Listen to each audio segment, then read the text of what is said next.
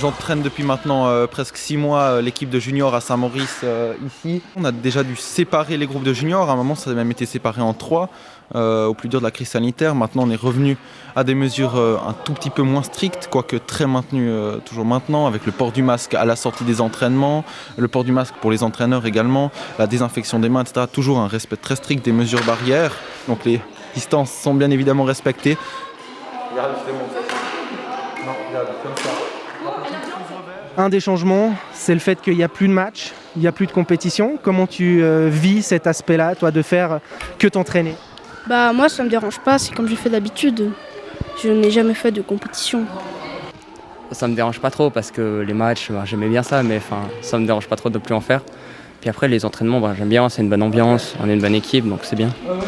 Et pour toi, c'est facile de ne faire entre guillemets que t'entraîner, de plus avoir cette compétition, ce petit succiu ? On a l'impression on s'améliore, mais on a l'impression de ne pas pouvoir tester nos capacités qu'on a acquises. Et c'est vraiment difficile en temps de Covid de vraiment plus avoir nos récompenses de notre entraînement. On ne voit plus les fruits de nos progrès vraiment. Au niveau des entraînements que vous donnez, est-ce que vous avez quand même dû adapter un petit peu, notamment pour respecter les distances ou d'autres choses ? Alors oui, au niveau des entraînements, c'est vrai qu'on a dû adapter un petit peu. Par exemple, il y avait des échauffements avec des balles, etc. Des échauffements un peu plus, le joueur était en contact, qu'on a dû éviter, qu'on a même supprimé. Voilà, ça fait partie du jeu. On respecte ces mesures et en même temps, on nous permet de continuer de s'entraîner dans la salle.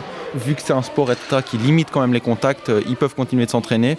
Et je trouve que ça c'est bien de maintenir cette activité-là. Ça permet aussi de garder un aspect psychologique chez les jeunes, chez des enfants de cet âge-là, un programme, une structure dans la semaine qui est importante pour eux, je pense.